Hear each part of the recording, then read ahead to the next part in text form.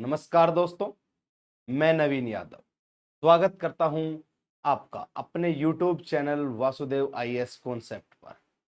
Dear friends, हम लगातार अपने टॉपिक्स की सीरीज के साथ अपने बैच मिशन इंद्रप्रस्थ के साथ आगे बढ़ रहे हैं।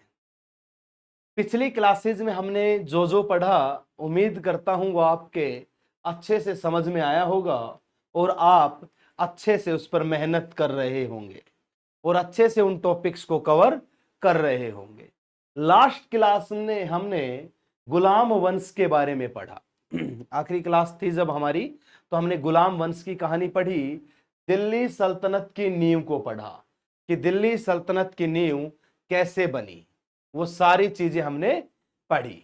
उसके बाद गुलाम वंश के संस्थापक तथा उसके वास्तविक संस्थापक इल्तुतमिश की कहानी को पढ़ा।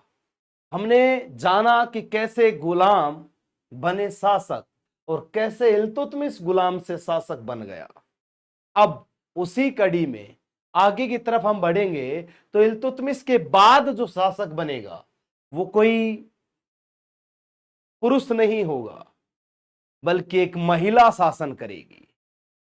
और टैगलाइन आप देख ही रहे हो, जिसको देख करके आपका मन रोमांचित हो उठेगा, जिसमें मैंने लिखा हुआ है, मोहब्बत की बेमिसाल दास्तां अपने गुलाम पर ही जब दिल हार बैठी दिल्ली की सुल्तान। उसी की कहानी हम लेकर के आ रहे हैं। सोचिए आखिर कौन थी वो सुल्तान जिसने अपने साम्राज्य का विस्तार किया। कौन थी वो पहली महिला मुस्लिम शासिका जिसने अपने वर्चस्व को इतना मजबूत बनाया कि आज दुनिया इतिहास में उसका नाम लेती है। उस शासिका की कहानी हम पढ़ेंगे, उसकी दास्तां हम पढ़ेंगे। दोस्तों, हमारे समाज में हमेशा महिलाओं को कम आंका गया है, हमेशा उनको कम समझा जाता है। लेकिन जब जब महिलाओं को मौका मिला, तब तब महिलाओं ने यह सिद्ध किया कि हम पुरुषों से ज्यादा ही नहीं बल्कि श्रेष्ठ हैं किसी भी क्षेत्र का संचालन करने में, किसी भी चीज में अपना प्रभुत्व दिखाने में। यह महिलाओं ने सिद्ध किया। चाहे बात हो चांद बीबी की, चाहे बात हो दुर्गावती की, चाहे बात हो रानी लक्ष्मीबाई की, चाहे बात हो आधुनिक नारी इंदिरा गांधी की, चाहे बात हो हमारी राष्ट्रपति द्रौपदी मुर्मू की, चाहे बात हो हमारी वाणिज्य मंत्री निर्मला सीतारमण की, वित्त मंत्री निर्मला सीतारमण की। महिलाओं ने हर क्षेत्र में अपने आप को सिद्ध किया है, लेकिन पुरुष फिर भी अपने आप को श्रेष्ठ समझता है, जबकि उसको पता ही नहीं। सोचिए, लेकिन हम क्या करते हैं? हम कभी सोचते नहीं उनके बारे में, समझते ही नहीं है। हम तो यही सोचते हैं कि जो हम कर गए वो सब कर गए, बाकी कोई नहीं। हम हमेशा महिलाओं को कम आंकते हैं। दूसरी बात, कहीं ना कहीं हम महिलाओं को सामाजिक स्तर पर गिराने की भी कोशिश करते हैं। कहीं ना कहीं हम महिलाओं को समाज में नीचा दिखाने की भी कोशिश करते हैं। अब बहुत सारे भाई ये सोच रहे हो, सर हम नहीं करते। भाई तुम नहीं करते, लेकिन मेजोरिटी जोन देखिएगा, आज भी मेजोरिटी जोन में महिलाओं को पिछड़ा हुआ ही दिखाया जाता है।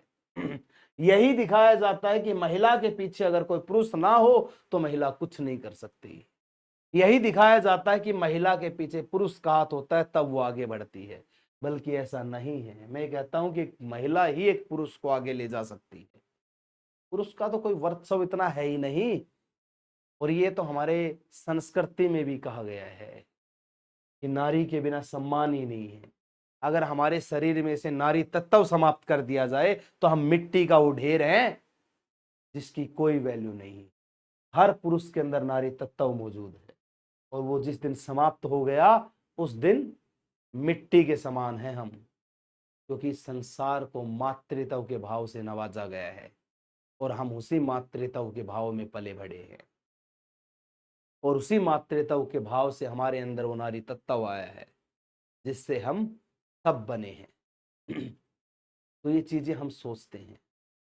एक पुरुष नारी पर हजारों इल्जाम लगा देता है। हमारे समाज में भिन्न भिन्न प्रकार की नारियों को भिन्न भिन्न प्रकार के शब्दों से नवाजा जाता है। जैसे कोई महिला है, वो रेड लाइट एरिया में काम करती है, उसको चरित्रहीन बोल देते हैं। भैया चरित्रहीन इस संसार की कोई महिला नहीं होती। चरित्रहीन होता है पुरुष। जिस एरिया में वो महिला काम कर रही है उस एरिया की महिला आपको बुलाने आपके घर नहीं जाती, आप खुद चल करके वहां जाते हो। जब आप खुद चल करके वहां जाते हो तो आपकी पीड़ा को वो शांत करती है। तो फिर चरित्रहीन वो कैसे हो गई? चरित्रहीन तो पुरुष हुआ। ये बात मैं नहीं कह रहा, ये बात भगवान बुद्ध के द्वारा कही गई है। उसने ये संदेश दिया था जब वो एक राज्य से जा रहे थे और उस राज्य से जब वो जा रहे थे तो एक रास्ते में कुटिया थी और उस कुटिया में एक महिला रहती थी जिसको सामाजिक रूप से बहिष्कृत कर रखा था। समाज के लोगों ने उसे चरित्रहीन कहना शुरू कर रखा था। उसके यहाँ कोई पानी नहीं पीता था, लेकिन बुद्ध ने उससे पानी मांग लिया और बुद्ध ने जब उससे पानी मांगा तो उसने कहा कि मैं एक चरित्रहीन नारी हूं।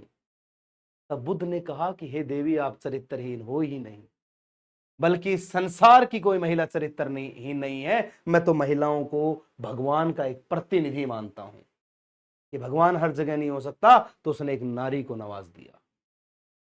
वो हमारी माँ हो सकती है, वो बहन हो सकती है, वो पत्नी हो सकती है, वो प्रेमिका हो सकती है। वो हमारे जीवन में कोई भी एक नारी हो सकती है जो भगवान का एक प्रतिनिधित्व करने के लिए हमारे जीवन में आएगी। सोचिए। तो बुद्ध ने उसको समझाया कि बात ऐसी है कि आप चरित्रहीन नहीं हो, आपको चरित्रहीन बोलने वाले चरित्रहीन हैं। जब गांव की भीड़ वहां इकट्ठा होती है तो उन्होंने कहा कि बुद्ध, आपने ये क्या कर दिया? आपने एक चरित्रहीन नारी के हाथों से पानी पी लिया, ये तो ऐसे ऐसे काम करती है। तब बुद्ध ने एक बात कही कि ऐसे ऐसे काम करती है, तो इसके पास ऐसे काम करने के लिए कौन कौन आया? तब किसी भी व्यक्ति ने मना नहीं किया। उनकी चुप्पी बता रही थी कि वो सब उसकी भोग विलास की लीला में डूबे हुए थे। तो बुद्ध ने एक बात कहा, अगर ये चरित्रहीन है तो तुम भी चरित्रहीन हो, क्योंकि इसका भोग तुमने किया है। इसने तुम्हें आमंत्रण नहीं दिया, तुम खुद चल करके आए। तो इसको चरित्रहीन कहना बंद करो और खुद के चरित्र में झांकिए। तो ये बात बिल्कुल सच है कि एक महिला कभी चरित्रहीन नहीं हो सकती। मैं ये बात इस टॉपिक के दौरान क्यों बता रहा हूं? क्योंकि इस टॉपिक में जिस महिला का जिक्र करूंगा वो महिला एक शासिका रही है और उसके ऊपर भी ऐसे बहुत सारे आरोप लगे। ये टैगलाइन वहीं से लेकर के आई गई है। ये टैगलाइन उसी को दर्शाती है कि उस महिला को किस प्रकार से जलील करने की कोशिश की गई, लेकिन वो इन सभी चीजों को इग्नोर कर ऊपर बढ़ेगी और इतिहास में अपना नाम दर्ज कराएगी और उस महिला का नाम होगा रजिया सुल्तान। उसी रजिया सुल्तान की कहानी हम पढ़ेंगे। वो रजिया सुल्तान जो आखिर अपनी बोल्डनेस के कारण गुलाम वंश के अंदर, दिल्ली सल्तनत के अंदर अपना प्रभुत्व लहराएगी। वो रजिया सुल्तान जो अपने पिता की उम्मीदों पर खरा उतरेगी और दिल्ली की जनता के द्वारा गद्दी पर बैठाई जाएगी।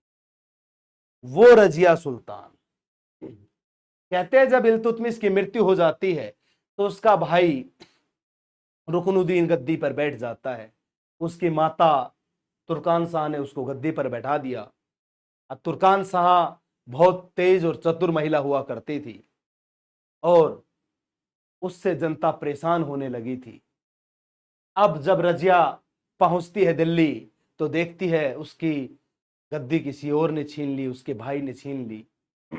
तुर्कान शाह उसकी सौतेली माता हुआ करती थी और उस सौतेली माता ने उस रजिया को गद्दी नहीं दी। तो रजिया जामा मस्जिद पहुंच जाती है और जामा मस्जिद पहुंच करके तुर्कान ए चहलगानी, जो उसके पिता के द्वारा शुरू की गई एक कैटेगरी थी, एक वर्गीकरण था, जिसके अंदर 40 जवानों को नियुक्त कर रखा था। वो 40 जवान वहां पर उपस्थित थे। उस जामा मस्जिद पर दिल्ली की जनता से गुहार लगाई कि मेरे पिता ने मुझे शासक बनाया, मुझे शासक बना करके दिल्ली की गद्दी सौंपी, लेकिन मेरी सौतेली मां ने मेरे से वो गद्दी छीन ली। और मेरा भाई ऊपर से नालायक, जो राज्य नहीं संभाल सकता, जो परिवार नहीं संभाल सकता, जो गांव नहीं संभाल सकता, जो शहर नहीं संभाल सकता, वो देश क्या संभालेगा। क्योंकि उस रुकनुद्दीन शाह में ऐसी कोई खूबी नहीं थी जो देश को संभाल सके। वो जबरदस्ती राजा बना और इसका विरोध रजिया ने किया। कहते कि उसके पिता के दरबार में, उसके पिता के दरबार में लाल कपड़े पहन करके न्याय मांगा जाता था। तो रजिया भी जामा मस्जिद पर लाल कपड़े पहन करके न्याय मांगने के लिए गई और दिल्ली की जनता ने उसे नवाज दिया एक सुल्तान की उपाधि से और बैठा दिया दिल्ली की गद्दी पर। और दिल्ली की गद्दी पर जब रजिया बैठती है तो रजिया रजिया शासिका नहीं, रजिया सुल्तान कही जाती है। पहली महिला मुस्लिम शासिका बनी। उस पहली महिला मुस्लिम शासिका की कहानी पढ़ेंगे। उसी के लिए मैंने कहा है कि मोहब्बत की बेमिसाल दास्तां अपने गुलाम पर ही जब दिल्ली दिल हार बैठी, दिल्ली की सुल्तान, उसी की कहानी है। कहते हैं कि तू मेरा नहीं है, इस बात का मुझे मलाल नहीं है। तू मेरा नहीं है, इस बात का मुझे मलाल नहीं है। दिल पहले दुखता था, अब दिल का वो हाल नहीं है। तेरे इंतजार में गुजरे हैं लाखों मौसम, अब वो महीना वो साल नहीं है। जादू मेरे इश्क में था, जादू मेरे इश्क में था, वरना तो इंसान इतना बेमिसाल नहीं है। ये अल्तुनिया के लिए मैंने सुनाई है। अब आपको उस अल्तुनिया की तरफ से क्यों? तो भाई, रजिया जिससे प्रेम करेगी वो नसीब वाला होगा, और अल्तुनिया रजिया से प्रेम करता था, वो बदनसीब था। तो उस बेचारे के हिस्से में ये दुख भरी शायरी ही आई, और उन दुख भरी शायरियों के साथ उसने एक दिन वो मुकाम प्राप्त किया जब रजिया उससे विवाह करेगी और दिल्ली पर हमला करने के लिए जाएगी। जब दिल्ली पर रजिया हमला करने जाती है अल्तुनिया के साथ, वो उसकी आखिरी यात्रा होती है और उसके बाद रजिया को मृत्यु दे दी। 4 साल शासन किया रजिया ने, लेकिन वो 4 साल दबंगई से शासन किया। लेकिन इसने एक गलती कर दी, और वो गलती क्या थी? अपने पिता की बनाई हुई तुर्कान ए चहलगानी को ये समाप्त करना चाहती थी। अच्छी बात है उसको समाप्त करना, लेकिन इसने दल चालीसा के गुट पर हमला कर दिया। अब भैया, गुट किसी भी चीज का हो, आप अकेले हो और 20 लोगों से भिड़ जाओगे तो पिट करके वापस आओगे। इसलिए कहते हैं कि गुट में किसी को ना छेड़े, किसी एक समूह पर एकदम से हमला ना करें, रणनीति बनाएं। तभी तो लास्ट क्लास में मैंने कहा था, प्रायोरिटीज इक्वल टू पॉलिसी। प्राथमिकताओं के हिसाब से नीतियां बनाओ। पहले अपनी प्राथमिकताएं निर्धारित करो और फिर नीतियों का अनुसरण करो, तब जीवन सफल होगा। रजिया ने प्राथमिकता तो बनाई, लेकिन नीतियां नहीं बना पाई, और उसी अनीति के कारण वो मात खा गई। नीति नहीं थी उसके पास। आइए उस रजिया की दास्तां को हम सुनते हैं।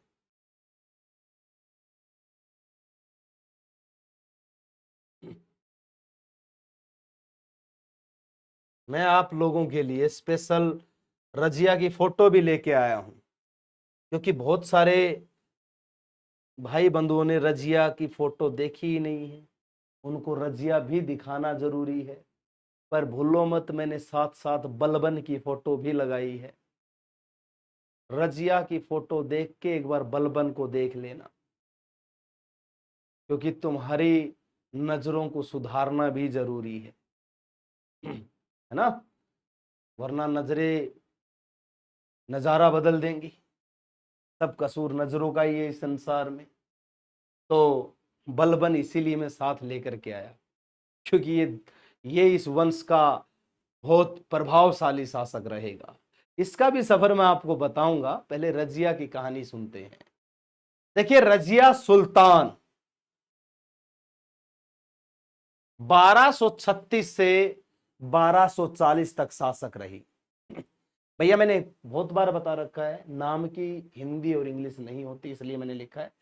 गुलाम वंश का दूसरा पार्ट हम पढ़ रहे हैं। ठीक, 4 साल रजिया राज करके जाएगी। रजिया के बाद मुइजुद्दीन बहराम शाह 2 साल राज करेगा। अलाउद्दीन मसूद शाह 4 साल राज करेगा। नसरुद्दीन महमूद 21 साल राज करेगा। सोचिए, बहुत राज करेगा। अच्छा, इस इन राजाओं का कोई वजूद नहीं रहा। एक इस नसरुद्दीन महमूद का रहता है। कहते हैं कि बहुत ही ईमानदार और धार्मिक शासक था, जो कुरान की इनायतें लिखता था और टोपियां बेचता था। टोपी ओढ़ने वाले टोपी बेचता था ये, ठीक, वो बेच करके गुजारा करता था। इसको गद्दी पे बैठाने वाला कौन था? ये था बलबन महोदय। इसी ने इसको गद्दी पे बैठाया था। इसने बलबन ने अपनी बेटी का विवाह कर दिया था नसरुद्दीन महमूद से, और उसके बाद 20 साल तक ये इनडायरेक्टली शासन करता रहा। उसके बाद 1266 में तो ये राजा बन ही गया था। ठीक, तो जैसा कि आप देख पा रहे हो, ये रजिया सुल्तान है और ये बलबन है। एक बार रजिया को देखना और एक बार बलबन को देखना। बलबन को क्यों देखना? ताकि नजरों का दोष दूर हो जाए। रजिया को देखना ताकि हमें टॉपिक समझना है, पहला रजिया सुल्तान के बारे में।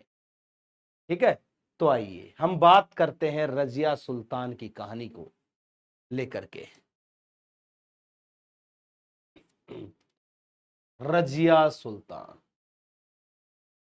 खैर आप लोगों का ध्यान भटकाने के लिए ये फोटो प्रयोग नहीं करी गई है, पर मैं उम्मीद करता हूं कि आप इधर ना देख करके इधर देखोगे, क्योंकि टॉपिक की तरफ देखना जरूरी है।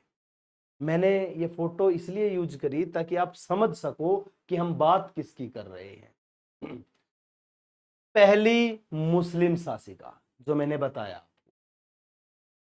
तुर्की इतिहास की पहली महिला शासक रजिया सुल्तान सबसे ताकतवर महिलाओं में से एक थी। कहानी का सार मैंने कहानी के शुरू में बताया। मैं ये सार इसलिए बता देता हूं, हर क्लास के पहले मैं आपको ये सार बताता हूं। क्यों बताता हूं? ताकि आप टॉपिक समझो और टॉपिक समझने में दिक्कत ना हो। मैं ये इसलिए लेकर के आता हूं ताकि कम समय में ज्यादा करवाया जाए। अदरवाइज ब्लैंक स्लाइड लाऊं और मैं आपको नॉर्मल लिख करके समझाऊं, तो उसमें समय ज्यादा लगेगा और कम चीजें पढ़ी जाएंगी, एक आध चीज दिमाग से छूट जाएगी। लेकिन ये बनाते टाइम, पीपीटी बनाते टाइम माइंड में ये चीज आती ही नहीं कि हम इन चीजों को भूल जाएं।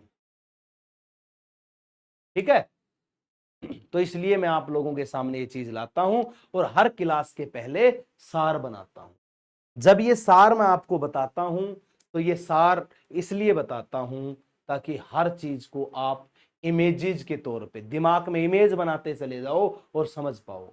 जैसे कि मैंने शुरू में बताया था, रजिया बेशुमार ताकत की धनी होती है, एक ताकतवर महिला होती है।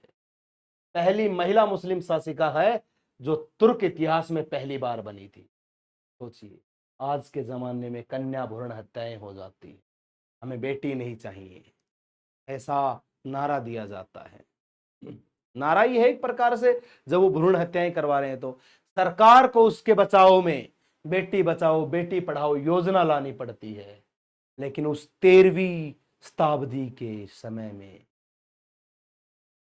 इल्तुतमिश ने महिलाओं को बढ़ावा दिया और अपनी बेटी को सुल्तान बना दिया। अरे सीखो उस समय के लोगों से जो महिलाओं को महत्व देते थे। लेकिन आज तो हम पता नहीं किस अहंकार में सड़ जाते हैं, तो समझते ही नहीं कभी अपने आप से ऊपर किसी को। तो त्यागिए इस अहंकार को और नतमस्तक हुई एक नारी के सम्मान में, क्योंकि उसी का दिया जीवन है, उसी के दिए जीवन से हम आगे बढ़ रहे हैं।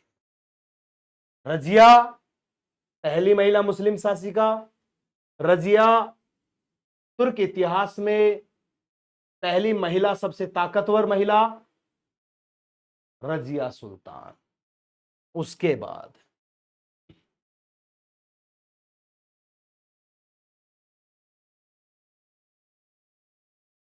दिल्ली सल्तनत की मशहूर शासक और इतिहास के प्रसिद्ध सुल्तान शमसुद्दीन इल्तुतमिश की इकलौती बेटी। एक ही बेटी थी इल्तुतमिश के, वो यही थी।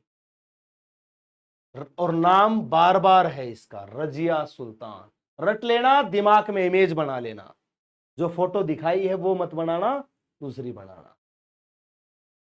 जन्म 1205 में बंदायूं, क्योंकि जब इल्तुतमिश राजा बना था उस समय वो बंदायूं का गवर्नर था, और बंदायूं के गवर्नर होने के कारण इसका जन्म भी बंदायूं में हुआ। रजिया दिल्ली सल्तनत की पहली महिला शासक थी। इसका पूरा नाम जलालात उद्दीन रजिया था। जलालात उद्दीन रजिया। देखिए, मध्यकालीन भारत पढ़ रहे हो तो ये नाम तो याद करने पड़ेंगे। इन नाम याद करने की कोई ट्रिक नहीं होती, ये बात याद रखना। उस दौर में जहां बेगमें सिर्फ महल की चार दीवारी के भीतर रहती थी या उनको रखा जाता था, वहीं रजिया ने दिल्ली सल्तनत की बागडोर अपने हाथ में ले ली। सोचो, जिस समय महिलाएं महलों से बाहर नहीं आ सकती थी, पर्दे से बाहर नहीं आ सकती थी, उस समय रजिया उस पर्दा प्रथा को त्याग कर महलों में बैठने लगी, राज गद्दी संभालने लगी, शासन करने लगी। सोचिए कितनी दूर की सोच करके ये आई होगी। उसके बाद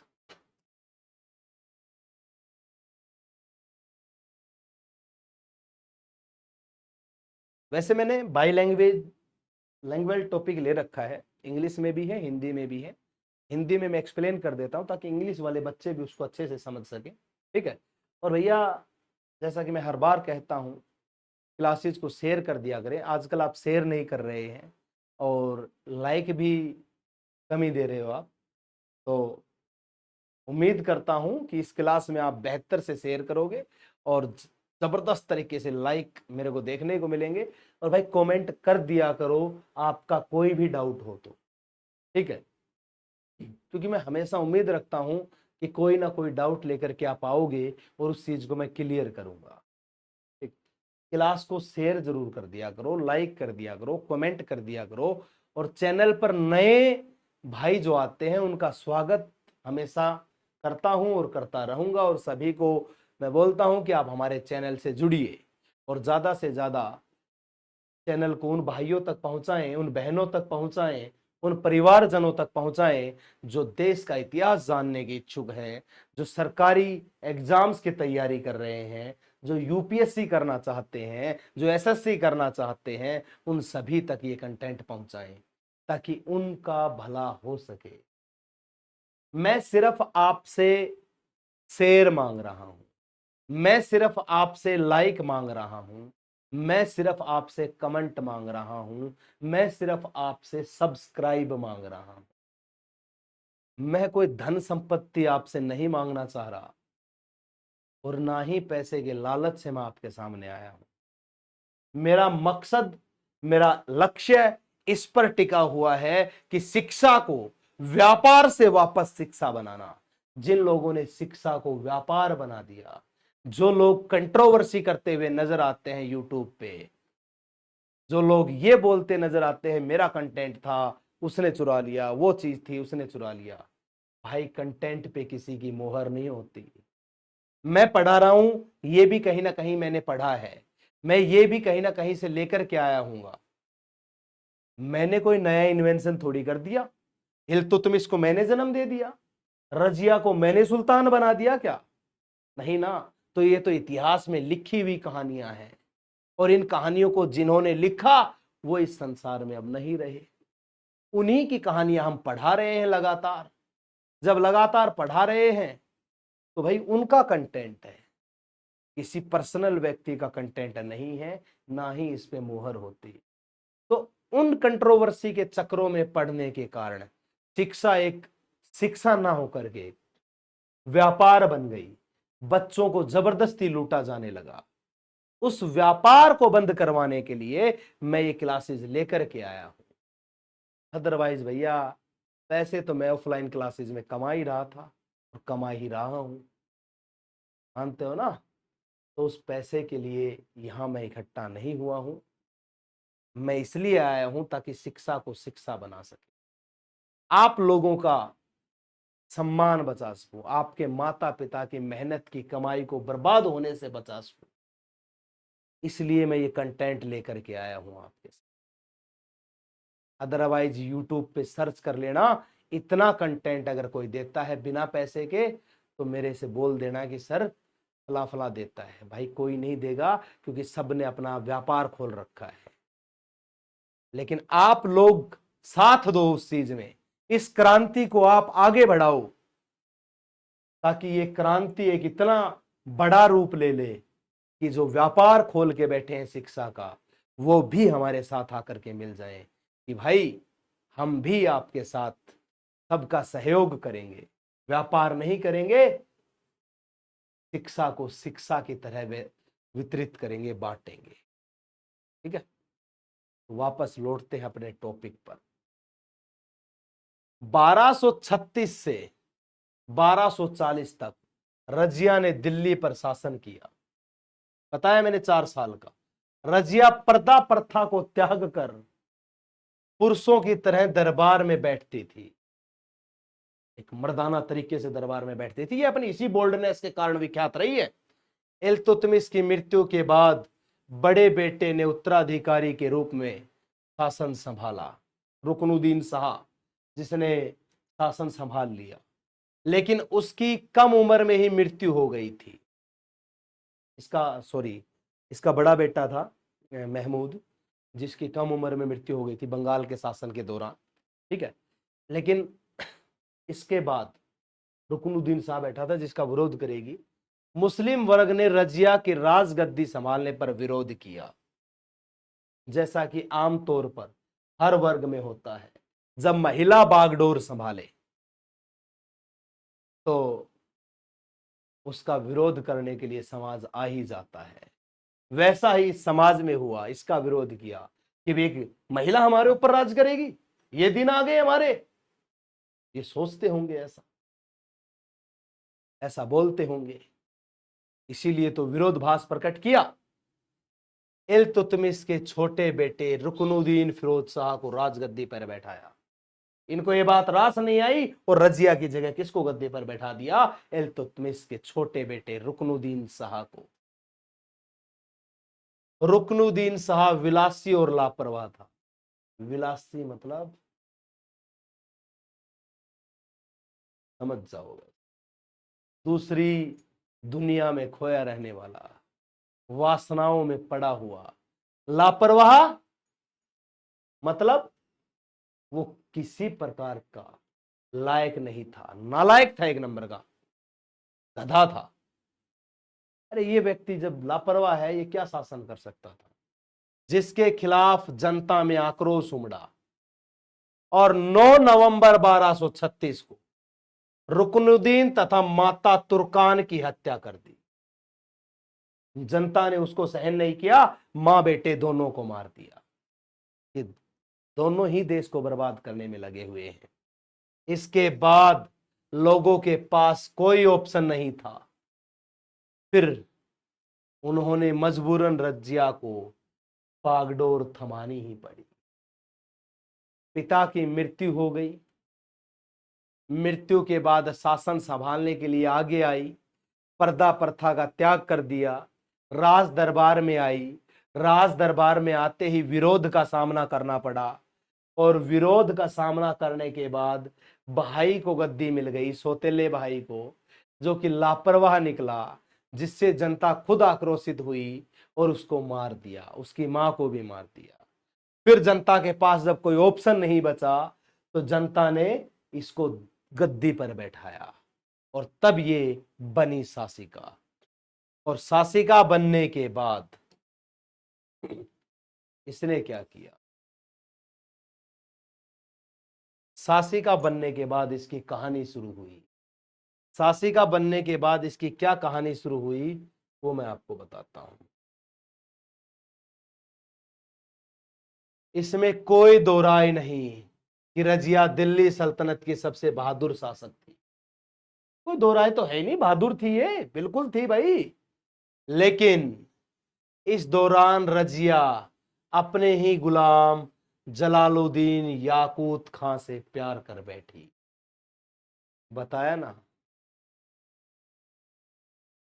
कि अपने ही गुलाम पर दिल हार बैठी दिल्ली की सुल्तान।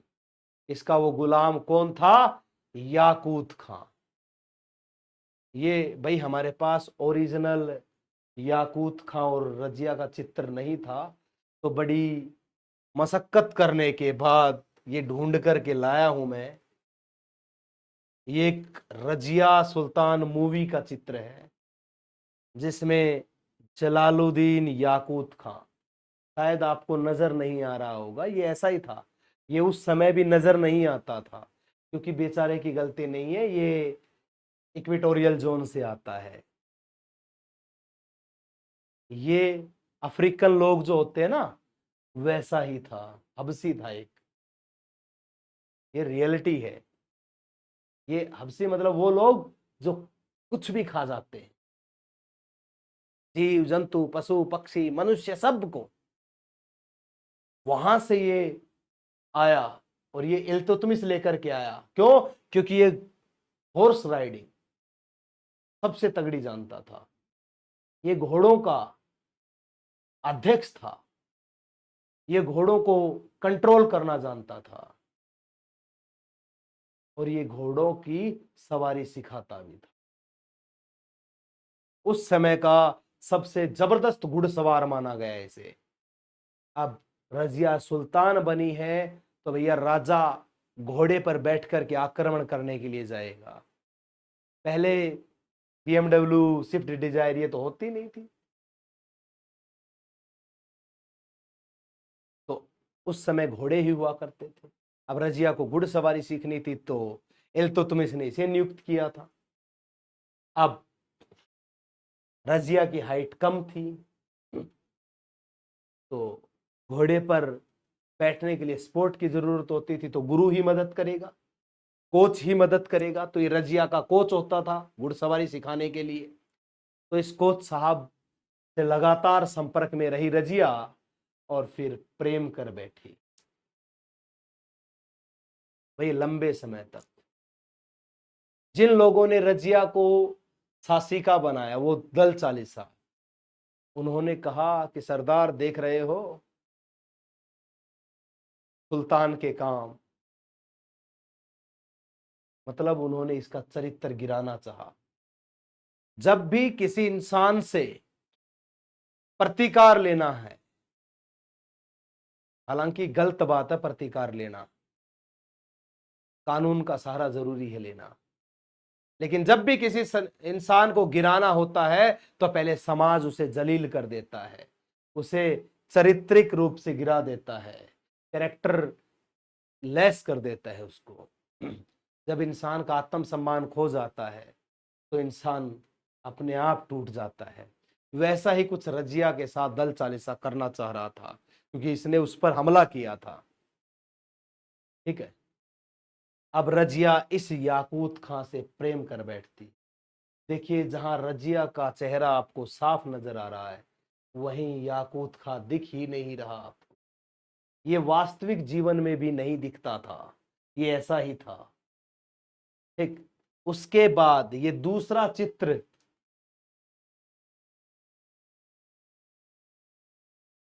एक टूटे हुए आशिक का है, जिसका नाम है अल्तुनिया।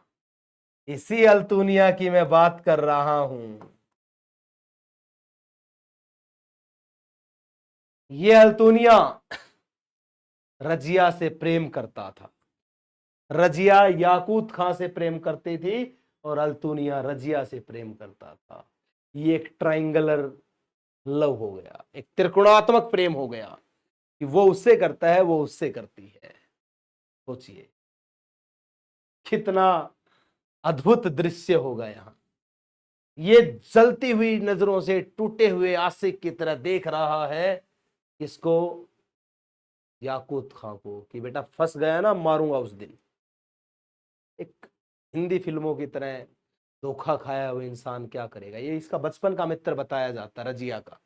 बचपन में कहते हैं कि रजिया ने इससे वादा किया था कि मैं तेरी ही हूं और तेरी ही रहूंगी। अब उस वादे को रजिया तो भूल गई, लेकिन इसने याद रखा।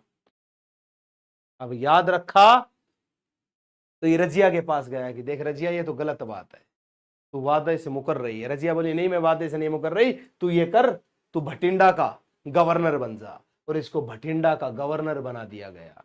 अल्तुनिया खुश हो गया कि मैं तो राज्यपाल हो गया, किसी जगह का गवर्नर हो गया। तो रजिया अगर प्रेम नहीं करती तो मुझे गवर्नर थोड़ी बनाती।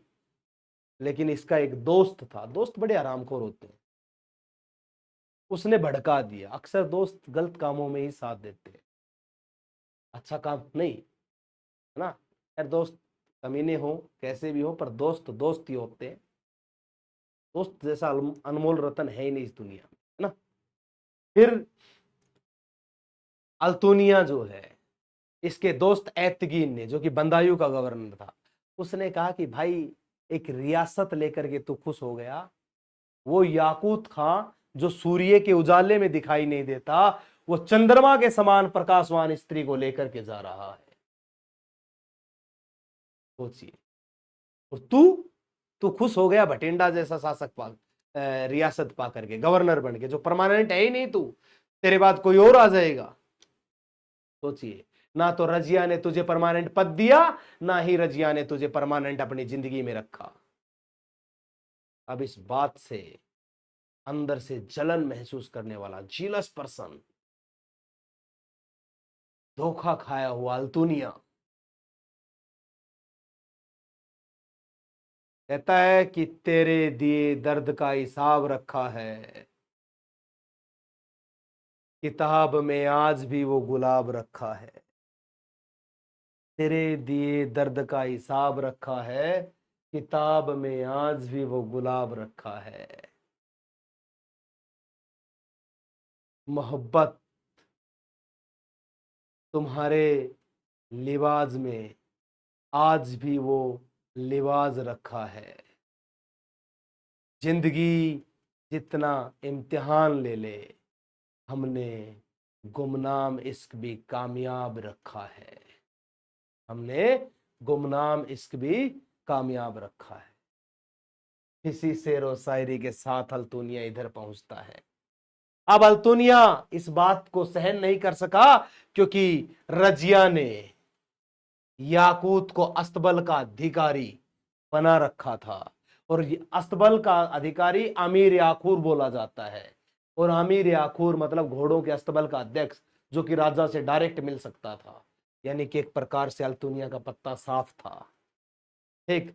याकूत रजिया के साथ घुड़सवारी के लिए जाता था। इसी बीच ये दोनों एक दूसरे को दिल दे बैठते हैं। क्या बात, क्या नजारा रहा होगा। एक घुड़सवारी सिखा रहा होता है, दिल तो देना ही था। ठीक है। दोनों की मोहब्बत को लेकर काफी विरोध हुआ। इस संसार में प्रेम के दुश्मन सदा से रहे, चाहे वो भगवान श्री कृष्ण का प्रेम रहा हो तब भी दुश्मन थे, आज भी दुश्मन है ना। रजिया याकूत से मोहब्बत और महिला शासिका होने के कारण तुर्क उनके दुश्मन हो गए। तुर्कों ने कहा कि ये तो प्रेम लड़ा रही है, राज्य क्या चलाएगी, और ऊपर से ये ऐसे ऐसे व्यक्ति को राजा बना लिया, भविष्य में तो हमारी नस्लें खराब हो जाएंगी। अब लोग उसके दुश्मन बन चुके थे। इन दुश्मनों में रजिया के बचपन का दोस्त, बताया था मैंने, बचपन का दोस्त रहा है, बचपन का वादा था, मेरे बचपन का प्यार भूल ना जाना रे, ये भूल गई थी भाई बेचारे के बचपन का प्यार, है ना। बठिंडा का गवर्नर मलिक इख्तियार उद्दीन अल्तुनिया, पूरा नाम था मलिक इख्तियार उद्दीन अल्तुनिया, ये भी दुश्मन बन बैठा था। भाई धोखा खाया हुआ इंसान, सट लगा हुआ इंसान दुश्मन ही बनेगा। हिंदी फिल्मों का हीरो है, दर्द हुआ है इसको, तो सीधी सी बात है उस दर्द का मरहम भी ढूंढेगा, और मरहम मिलेगा इसको कैसे, तो मरहम मिला सन 1240 ईस्वी में रजिया और अल्तुनिया के बीच एक युद्ध हुआ, और इस युद्ध के दौरान अल्तुनिया ने रजिया को नहीं मारा, किसे मारा, याकूत खां को। रजिया से थोड़ी ना दुश्मनी थी उसकी, दुश्मनी तो उसकी याकूत खां से थी, उस याकूत खां को मारा उसने, रजिया को नहीं मारा। अब रजिया को वो अरेस्ट कर लेता है, बंदी बना लेता है, और रजिया को कैद करने के बाद रजिया से बोलता है कि याकूत तो मर गए, आखिर बचपन से साथ है, प्रेम है मेरा, मुझे अपना लो। तो रजिया बोलती है कि बात तो तेरी सही है, खैर वो तो गैर मुल्क का आदमी था, और वैसे भी जनता मेरी दुश्मन बनी बैठी है उस प्रेम के कारण, तो ये बात सही है, मैं तेरे से विवाह कर लेती हूँ। विवाह तेरे से करो, शासिका तो मैं ही रहूंगी, भविष्य में मेरी ही संतान राजा बनेगी। लेकिन रजिया की यह स्कीम काम नहीं आई, उसने अल्तुनिया से विवाह तो कर लिया, लेकिन दिल्ली जब ये पहुंचती है तो बीच रास्ते में कैथल जगह पर दल चालीसा इनको घेर लेता है, और बुरी तरीके से रजिया सुल्तान और अल्तुनिया को मार देता है। हरियाणा के कैथल में ही रजिया मृत्यु को प्राप्त हो जाती है, दिल्ली तक पहुंचती ही नहीं, ये अल्तुनिया से विवाह करने के बाद। सोचिए, यानी कि अल्तुनिया याकूत खां को मार देता है, रजिया को कैद कर लेता है, ठीक है। इसके बाद रजिया का निकाह अल्तुनिया से हो जाता है, अल्तुनिया से विवाह कर लेती है, लेकिन कहा जाता है कि उनका निकाह ज्यादा समय तक टिका ही नहीं। अरे टिकेगा कैसे, युद्ध में मारे गए दोनों, दल चालीसा ने मार दिया, शादी करते ही दिल्ली की तरफ कूच कर दिया उसने, तो सीधी सी बात है मरना था, ठीक। एक जंग में दोनों की मौत हो गई, जंग क्या थी, वो धोखा था, धोखे से मारा गया। कुछ इतिहासकारों का मानना है कि याकूत खां रजिया का प्रेमी नहीं था, कुछ हिस्टोरियंस लिखते हैं कि वो प्रेमी नहीं था। सीधी सी बात है, मुझे इनकी बात सही लगती है, वो उसका प्रेमी नहीं था। कहाँ रजिया यार, कहाँ वो, उसको देखती ही नहीं होगी वो, लेकिन फिर भी ऐतिहासिक घटनाएं पता नहीं क्या से क्या लिख देते हैं, फिर भी हमें समझना पड़ता है, पढ़ना पड़ता है, ये चीजें जब आ जाती है पेपर में तो, ठीक है। बल्कि वो एक ट्रस्टेबल इंसान था, विश्वास पात्र था, युद्ध नीतियों में उसकी सहायता करता था, ये बात मान सकता हूं। उधर के लोग वॉर स्ट्रेटजी में निपुण थे, और वो मदद किया करते थे, ठीक है। लेकिन इतिहास में लिखा है तो पढ़ना पड़ता है, मजबूरी है, ठीक है। अब अपने घर से कुछ बातें बनानी होती तो भाई मैं तो अपने आप को यहां रखता, मैं क्यों उसको बताता, याकूत खां को, मैं खुद बनता। अब रजिया सुल्तान की मृत्यु के बाद रजिया की इमेज को याद रख लिया, अब बलबन की इमेज को याद रखना, ये तुम्हें बताएगा कि क्या से क्या है। अब रजिया को भूलना मत, रजिया के साथ साथ बलबन भी याद रखना पड़ेगा। गियासुद्दीन बलबन, दिल्ली सल्तनत का 9वां सुल्तान, 1216 में जन्मा, मध्य एशिया के तुर्क कबीले में, दिल्ली के मामलूक वंश यानी कि गुलाम वंश का नाम मामलूक वंश भी था। से ताल्लुक रखता था। आखिरी ससमी सुल्तान, आखिरी बहादुर सुल्तान था ये। नसरुद्दीन महमूद के रीजेंट के रूप में काम किया। आखिरी गुलाम वंश के प्रभुत्व सुल्तान के रीजेंट के रूप में, प्रतिनिधि के रूप में काम करने वाला बंदा गयासुद्दीन बलबन था। दिल्ली की गद्दी पर बैठने वाला गुलाम वंश का 9वां सुल्तान था। इलबारी वंश से संबंध रखता था। इलबारी तुर्क था ये, इसीलिए गुलाम वंश को इलबारी भी कहा जाता है। इसका सफर देखिए, बड़ा कठिन रहा इसका सफर। कहां से कहां तक आया ये देखिएगा। गयासुद्दीन बलबन, इसका असली नाम क्या था? बाहुद्दीन। असली नाम बाहुद्दीन था गयासुद्दीन बलबन का। ये इलबारी तुर्कों से ताल्लुक रखता था। मैंने बताया ना, इलबारी तुर्क था ये। बलबन को मंगोलों ने बहुत कम उम्र में पकड़ लिया था। छोटा सा था, मंगोल इसको कैद कर ले गए। गजनी ले जाकर के इसे गुलाम बनाया गया और कई लोगों को बेचा गया। पकड़ा और फिर एक जगह से दूसरी जगह, दूसरी जगह से तीसरी जगह इसकी खरीद फरोख्त चलती रही। आखिर में इल्तुतमिश ने इसे खरीद लिया। आखिर में इसे इल्तुतमिश ने खरीदा और पलट गई इसकी किस्मत। इल्तुतमिश ने इसे दल चालीसा में भर्ती किया और दल चालीसा से ये सुल्तान के पद तक पहुंचा।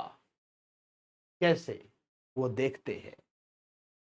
ये इल्तुतमिश की पॉलिसीज को फॉलो करेगा, उसकी नीतियों को फॉलो करेगा। ये मंगोलों के आक्रमण को रोकेगा।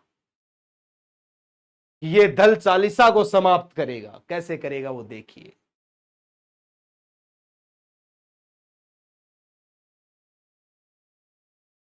इसका आरंभिक जीवन, स्टार्टिंग लाइफ, अर्ली लाइफ क्या रही?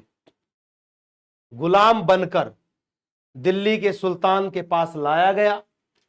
उसे एक साधारण जलवाहक के रूप में नियुक्त किया गया। जलवाहक बनाया गया इसे, ठीक है। वाटर कैरियर एक प्रकार से बोल सकते हैं इंग्लिश में उसे, ठीक। बेहतर होगा कि वह शिकार का स्वामी बन जाए, यानी कि वो एक शिकार का स्वामी बनेगा, मालिक बनेगा। कई राजनीतिक और सैन्य जिम्मेदारियां जुड़ी हुई थी। ये राजनीतिक और सैनिक जिम्मेदारियों से, आर्मड और पॉलिटिकल जिम्मेदारियों के साथ ये आगे बढ़ेगा, ठीक। उसके बाद ये रिस्पॉन्सिबिलिटीज थी इसकी। उसके बाद गयासुद्दीन बलबन, सैन्य अभियान। इसके सैन्य अभियान क्या क्या रहे?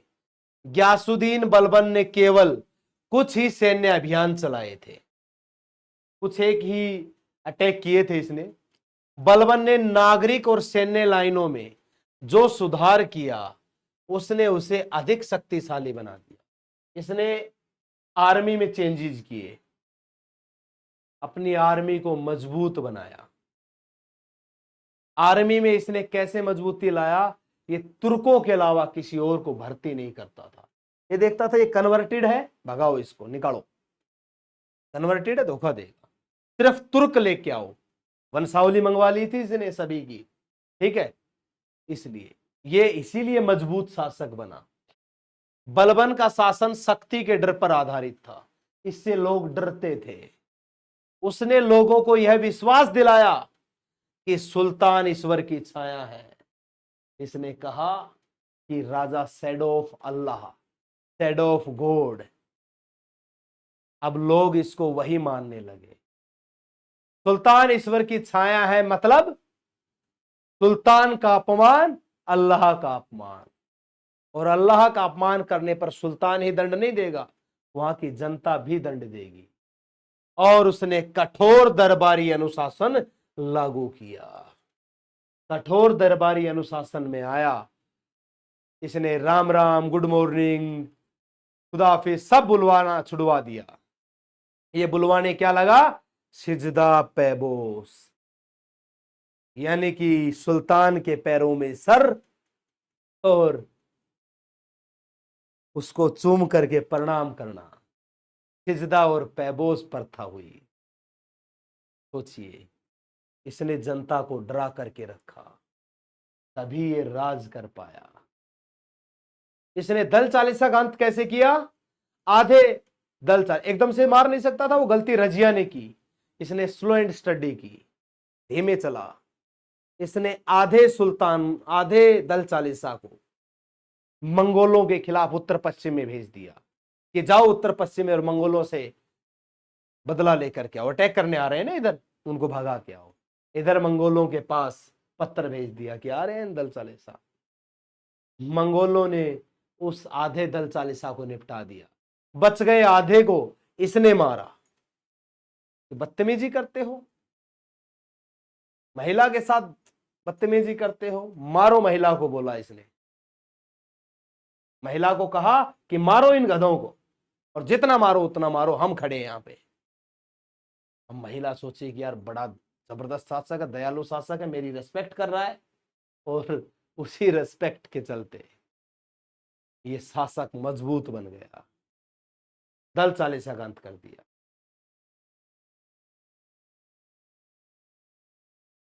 तीसरी चीज, इस बंदे ने दल चालीसा के अंत के बाद लौह रक्त की नीति भी अपनाई। एक लौह रक्त अशोक ने अपनाई थी, लेकिन एक ब्लड एंड आयरन पॉलिसी इसने, आंख के बदले आंख, मांस के बदले मांस वाली नीति थी इसकी।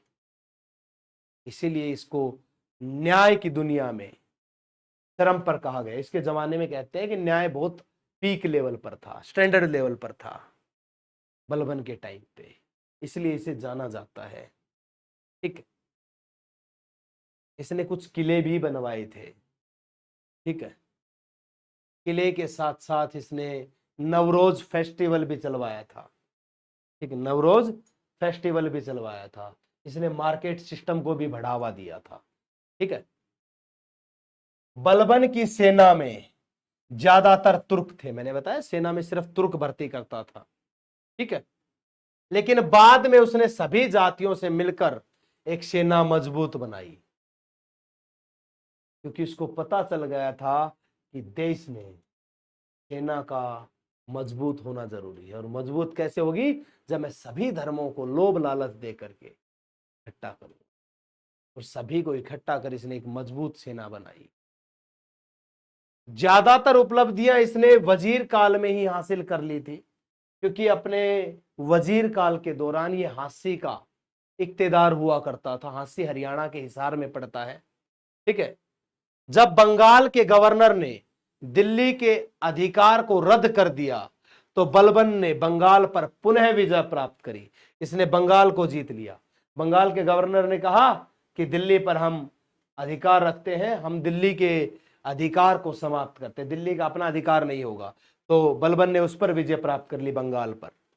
बंगाल के गवर्नर को मार दिया तथा अपने बेटे को गवर्नर बना दिया। अपने बेटे महमूद को बंगाल का गवर्नर बना दिया, बंगाल के गवर्नर को मार करके। ठीक है, बलबन के सबसे प्रसिद्ध सैन्य उपलब्धियों में से एक मेवात के लोगों के खिलाफ थी। जो आज का मेवात हरियाणा राज्य का डिस्ट्रिक्ट है, उसके खिलाफ थी। मेवात के लोग क्या करते थे? दिन दहाड़े दिल्ली के लोगों को परेशान करते थे, दिल्ली की जनता को पकड़ते थे, पीट देते थे। जब पीट देते थे तो दिल्ली की जनता परेशान थी, बलबन के पास गई। बलबन ने क्या किया?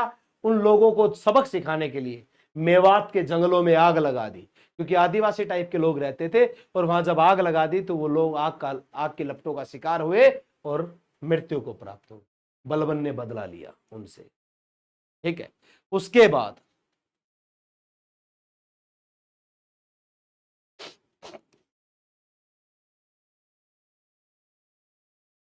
ये यहां दिखा रखा है मैंने। बलबन ने मेवात के कबीलों का सफाया करा दिया, यानी कि आग लगा दी और उनके गांवों को नष्ट करवा दिया। खत्म ही हो गए कबीले, गांव सब नष्ट हो गए। बलबन ने उनकी जमीन छीन ली, फिर उन्हें अफगानों को बसने के लिए दे दिया। उनकी जमीन पर अफगान के लोगों को बसाया, यानी कि आज जो मेवात में लोग हैं वो अफगान के वंशज हैं, वहीं से आए हुए मुस्लिम। ज्यादातर कन्वर्टेड है, मैं आपको बता देता हूं। और कन्वर्जन सबसे ज्यादा फिरोज शाह तुगलक ने करवाया था। उसके समय पे बहुत कन्वर्जन हुआ था। बलबन ने रणथंभौर के किले को घेरने की असफल कोशिश की, लेकिन वो घेर नहीं पाया रणथंभौर के किले को। हालांकि वह राजपूतों से ग्वालियर को हथियाने में सफल रहा। ग्वालियर उसने कब्जे में ले लिया था। 1247 में कालिंजर के प्रमुख चंदेल के विद्रोह को दबाने में भी सफल रहा। 1247 में उसने चंदेल के विद्रोह को भी दबा दिया था। यानी कि काफी सारी उपलब्धियां इसने हासिल कर ली। मेवात को जला दिया, मंगोलों के आक्रमण को रोकने में सफल रहेगा, चंदेल के विद्रोह को रोकने में सफल रहा। बहुत सारी उपलब्धियां इसने, और ये लगभग लगभग उपलब्धियां इसने शासक बनने से पहले ही हासिल कर रखी है। ये बात आई मंगोलों की। बलबन ने मंगोल सेना को अपने इलाके से खदेड़ दिया। 1287 के लगभग की बात है ये। 1287 के लगभग मंगोलों को इसने खदेड़ दिया। और मेवातियों को मारने का एक रीजन और भी था, क्योंकि जब ये आक्रमण हुआ उस समय मेवातियों ने इसके बेटे महमूद की रक्षा नहीं की। जब इसके बेटे महमूद की रक्षा नहीं करी तो वो मारा गया, और बलबन को इस बात पे गुस्सा आया कि मेरे बेटे को मरवा दिया इन लोगों ने और मैं इनका साथ दूं, तो इसने मेवात को तबाह कर दिया। ठीक है, ऐसा इसलिए संभव हुआ क्योंकि बलबन के घुड़सवार घोड़े मंगोल घोड़ों की तुलना में भारतीय जलवायु के लिए ज्यादा अनुकूल थे। यानी कि मंगोल मध्य एशिया से आ रहे थे, चाइना के ऊपर का क्षेत्र था, वो ठंडे इलाकों में रहने वाले थे, और हमारा क्लाइमेट, हमारी जलवायु अपने हिसाब से, और हमारे लोग, हमारे घोड़े उस जलवायु में सरवाइव करने के लिए अच्छे थे, लेकिन उनके लोग इस जलवायु में सरवाइव करने के लिए अच्छे नहीं थे। इसलिए मंगोलों को हमारा क्षेत्र छोड़ करके भागना ही पड़ा। भारत में गर्मियों के दौरान अत्यधिक गर्मी के कारण मंगोलों के लिए बलबन की सेनाओं से लड़ना मुश्किल था। वो गर्मी को सहन ही नहीं कर पा रहे थे। ये जलवायु का एक कारण है। बलबन का प्रारंभिक जीवन सत्ता में वृद्धि और सैन्य उपलब्धियां ऐसी ही थी। यानी कि बलबन का स्टार्टिंग जीवन, अर्लियर जो उसकी लाइफ थी, और सेना की उपलब्धियां थी, अचीवमेंट्स जो थी, उसकी आर्मी अचीवमेंट्स थी, वो ये सब मैंने आपको गिनवाई है, कैसे उसने मंगोलों को खदेड़ दिया। अब आगे, बलबन के शासन काल में मंगोलों का खतरा ज्यादा बढ़ गया था। 1279 से 1285 में मंगोलों के दो महत्वपूर्ण आक्रमणों ने शक्ति व संसाधनों को भारी क्षति पहुंचाई। यानी कि बलबन की पावर और बलबन के अपॉर्चुनिटीज, यानी कि उसके संसाधन कम हो गए। बलबन का बेटा शहजादा महमूद मंगोलों से लड़ता हुआ मारा गया, जैसे मैंने बताया था। बलबन ने मंगोल आक्रमण को रोकने हेतु महत्वपूर्ण कदम उठाए। उसने पुराने किलों की मरम्मत करवाई और नए दुर्ग बनवाए। ठीक, शेर खां शंकर जैसे योग्य सेना नायकों को, इसका सेनापति शेर खान था, बहुत काबिल था, बहुत बहादुर था, उनको सीमा पर नियुक्त किया, उनको सीमा पर खड़ा किया कि मंगोल आए तो देखते ही मारो, बुरे तरीके से पीटो। ठीक है, मंगोलों ने गजनी के तमर खान के अधीन कैकबाद के राज्यकाल में पुनः आक्रमण किया, मगर बलबन सुरक्षा प्रबंध अभी दृढ़ होने के कारण वे पराजित हुए। बलबन के डिफेंस अरेंजमेंट जो थी वो मजबूत थी, इसके कारण वो पराजित हो गए। कौन? मंगोल हार गए। और मंगोल हार गए तो मंगोल इस समय पर अटैक करने में कामयाब नहीं रह पाए। यानी कि वो नहीं रह पाए, अटैक ही नहीं कर पाए। सोचिए, आक्रमण कर ही नहीं पाए। यानी कि दूसरा आक्रमण इसके राज में किया मंगोलों ने, पहला इल्तुतमिश के राज में और दूसरा इसके राज में किया। और इसके राज में जब उसने अटैक किया तो वो असफल रहे। उसके बाद मंगोलों का आक्रमण खिलजी काल में होगा, और कैसे खिलजियों ने उसका दमन कर मंगोलों को अपने यहां बसा लिया। दिल्ली में खिलजी ही मंगोलपुरी का निर्माण कर मंगोलों को शरण देंगे। उनके बारे में भी हम पढ़ेंगे। बाद में वही मंगोल खतरा बनेंगे और मुगल वंश की नींव रखेंगे। ठीक है, ये था गुलाम वंश का सफर, और इसके साथ हमारे गुलाम वंश का सफर समाप्त हुआ।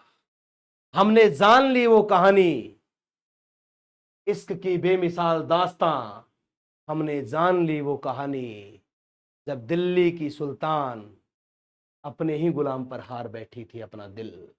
वो तमाम कहानियां हमने जानी और उन्हीं कहानियों के साथ वो चीजें सीखते हुए हम आगे बढ़े और अपने इस टॉपिक का समापन किया।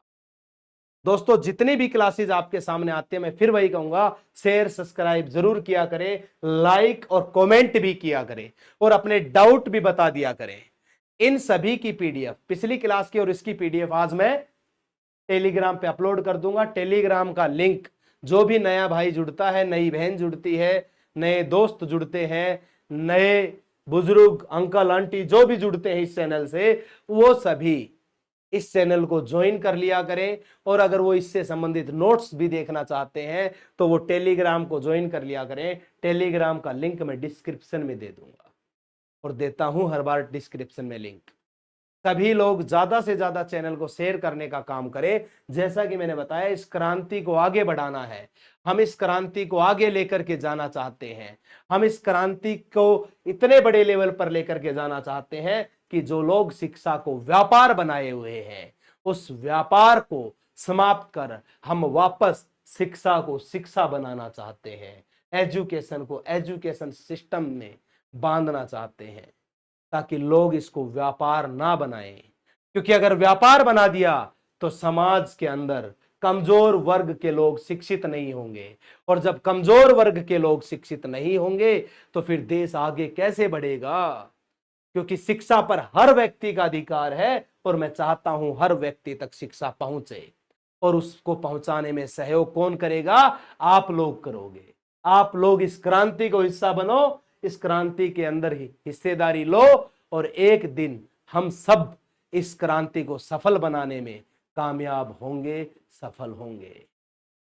तो उम्मीद करता हूं आप लोग मेरे साथ मिलकर के आगे आओगे और मेरे साथ जुड़ करके इस क्रांति को एक नया रूप दोगे, इस आंदोलन में मेरा साथ दोगे और शिक्षा को हर व्यक्ति तक पहुंचाने का काम करोगे, इसके व्यापार का समापन करवाओगे।